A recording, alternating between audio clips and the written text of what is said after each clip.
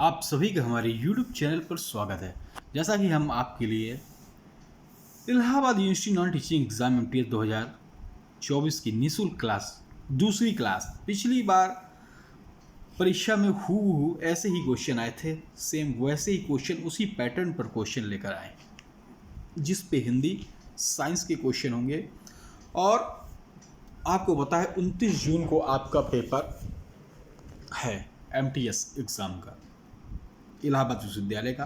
फटाफट रिवीजन करेंगे। जो भी भाई चैनल पे नए हैं वो चैनल को लाइक सब्सक्राइब शेयर कर लें, जिससे आपको सूचनाएं मिलती रहें। चूँकि अब ये श्रृंखला स्टार्ट हो चुकी है और समय भी बचा है कम। सिलेक्शन लेना है तो क्लास एक बार ज़रूर देखें। पिछली बार के एग्ज़ाम में यही निःशुल्क क्लासों से काफ़ी भाई बहनें जो एग्ज़ाम में सिलेक्शन लेने के लिए गए थे और वो कंटिन्यू देखे थे, उन्हें बहुत ही फ़ायदा मिला था। और अगर ये क्लासों से आपको जो चलेगी श्रृंखला, इससे अगर आपको ज़्यादा से ज़्यादा नंबरों पर बढ़ोतरी होती है तो आपके लिए प्लस या पॉजिटिव ही है, जिससे आपको सिलेक्शन लेने में कोई दिक्कत नहीं होगी। चूँकि आपको हमने बताया है एग्ज़ाम माइनस मार्किंग होती है, तो जो भी क्वेश्चन करें सोच समझ कर करें। तो अब स्टार्ट करते हैं हिंदी प्लस साइंस की क्लास। ये क्लास आपके लिए बेहतरीन और बहुत ही लाभदायक है। तो चलिए स्टार्ट करते हैं, ठीक है। जो भी भाई बहन चैनल पे नए, चैनल को सब्सक्राइब ज़रूर कर लें। ये निःशुल्क क्लास आपकी सिलेक्शन दिलाने वाली क्लास निरंतर चलेगी 28 जून तक। तो आशा है आप सभी भाइयों ने चैनल को सब्सक्राइब कर बेल आइकन दबा दिया होगा, जिससे इलाहाबाद यूनिवर्सिटी से रिलेटेड कोई भी खबर आपसे छूट कर ना जा पाए। तो चलिए स्टार्ट करते हैं क्लास के बारे में। हाँ, एक चीज़ और हम आपको बात बता दे रहे हैं। जो भी भाई बहन चाहते हैं, चूँकि इस पे इलाहाबाद यूनिवर्सिटी एक्ट आएगा, ठीक है। इलाहाबाद यूनिवर्सिटी एक्ट 2005 से रिलेटेड क्वेश्चन आएंगे। इसकी एक PDF हमारे पास है। पिछली बार भी PDF हमने बनाई है सभी क्वेश्चनों की, और ये क्वेश्चनों जो PDF हमने बनाई है, एक एक क्वेश्चन कलेक्ट कर और इससे पिछली बार बहुत से भाई बहनों को फ़ायदा हुआ था। अगर आपको ये PDF चाहिए इलाहाबाद एक्ट से रिलेटेड, तो आप हमारे व्हाट्सएप चैनल 700-746-1073 पर व्हाट्सएप करिए। आपको ये PDF मिल जाएगी इलाहाबाद यूनिवर्सिटी एक्ट। क्योंकि अगर आप देखें सिलेक्शन दिलाने में इलाहाबाद यूनिवर्सिटी एक्ट से काफ़ी बेहतरीन क्वेश्चन आते हैं। अगर आप ये PDF एक दो बार पढ़ लेंगे अच्छे से, तो ये जो क्वेश्चन अगर आएंगे तो आपके जो 3-4 क्वेश्चन नंबर आते हैं ये आपके कहीं नहीं जाएंगे। अगर ज़्यादा आते हैं तो आपके लिए वो भी आपके लिए बढ़िया है। तो चलिए स्टार्ट करते हैं ये क्वेश्चन श्रृंखला। देखिए हिंदी की श्रृंखला में स्टार्ट करते हैं। पिछली वाली क्लास 1 में हमने देखा 15 क्वेश्चन तक हमने क्वेश्चन किए थे। देश का पहला राष्ट्रीय हिंदी संग्रहालय कहाँ पर स्थापित किया है? तो हिंदी संग्रहालय अगर देखें तो आगरा पर स्थित है। और हिंदी दिवस हम कब मनाते हैं? तो आपको पता है 14 सितंबर को हम लोग हिंदी दिवस मनाते हैं।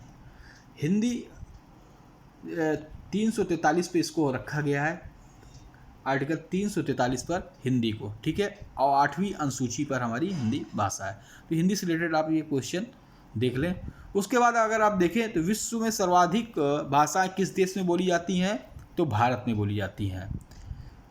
संविधान की 8वीं अनुसूची के अनुसार कितनी भाषाओं को राजभाषा के रूप में संवैधानिक मान्यता प्राप्त है?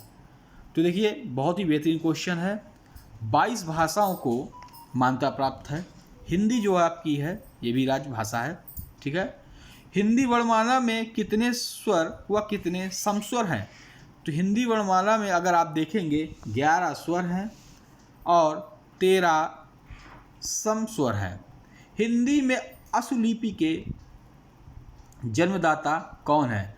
हिंदी अश्वलिपि के जन्मदाता राधेलाल द्विवेदी जी हैं। महादेवी वर्मा को किस रचना के लिए ज्ञानपीठ पुरस्कार मिला? ऐसे ही क्वेश्चन आपको मिले थे पिछली बार भी। तो यामा के लिए महादेवी वर्मा को ज्ञानपीठ पुरस्कार मिला।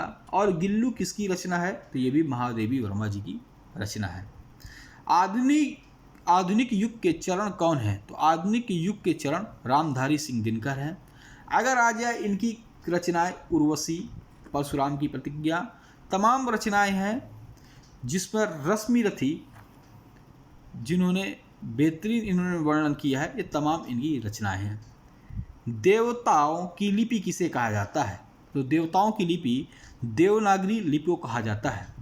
हिंदी भाषा का प्रथम महाकाव्य किसे कहा जाता है? तो हिंदी भाषा का प्रथम महाकाव्य पृथ्वीराज रासो को कहा जाता है, जिसकी रचना चंद्रबरदाई ने की थी। हिंदी गद्य के प्रतिष्ठापक कौन है? तो हिंदी गद्य के प्रतिष्ठापक आचार्य महावीर प्रसाद द्विवेदी जी हैं। हिंदी खड़ी बोली के जन्मदाता तो भारतेंदु हरिश्चंद्र जी हैं। हिंदी साहित्य में हालावाद के प्रवर्तक कौन थे? तो हरिवंश राय बच्चन थे। हिंदी की प्रथम कहानी कौन सी है? तो प्रथम से रिलेटेड क्वेश्चन आ जाते हैं। इंदुमती की हिंदी की प्रथम, और हिंदी का प्रथम नाटक तो कहेंगे नाहुस। हिंदी के प्रथम कवि कौन थे? तो सिद्ध सरापा 9वीं शताब्दी के। अगला क्वेश्चन देखेंगे, ये 2 क्वेश्चन हम लोग यहाँ पे देखेंगे, ठीक है। हिंदी की प्रथम रचना कौन सी है? तो हिंदी की प्रथम रचना की बात करें तो श्रवकाचार्य ग्रंथ है देवसेन वामद जी की है। हिंदी का प्रथम उपन्यास कौन है? तो परीक्षा गुरु है, ये भी मोस्ट इंपॉर्टेंट है, पूछा जा सकता है। ये लाला श्रीनिवास दास वामद जी का है। ये रही 30 क्वेश्चन, ये 15 क्वेश्चन हिंदी श्रृंखला के 15 क्वेश्चन हम पिछली पीडीएफ में करा चुके हैं। अब हम लोग साइंस के क्वेश्चन देखेंगे। अभी तक जिन भाइयों ने चैनल को लाइक सब्सक्राइब नहीं किया, लाइक सब्सक्राइब कर दे। साइंस के कुछ क्वेश्चन हम लोग यहाँ पे देख लेते हैं। पहला क्वेश्चन है, जीवाश्म विज्ञान का जनक किसे कहा जाता है? तो जीवाश्म विज्ञान का जनक लियोनार्डो दा विंची को कहा जाता है। जीवाश्म विज्ञान को सबसे पहले किसने समझाया? तो जीवाश्म विज्ञान को सबसे पहले लैमार्क ने समझाया। स्टील को कठोरता प्रदान करने के लिए क्या मिलाया जाता है? तो स्टील में कठोरता प्रदान करने के लिए क्रोमियम मिलाया जाता है। कार्य का सीजीएस मात्रा क्या होता है? तो कार्य का सीजीएस मात्रा अर्ग होता है। रक्त में जमने में किस आयन की भूमिका होती है? कैल्शियम।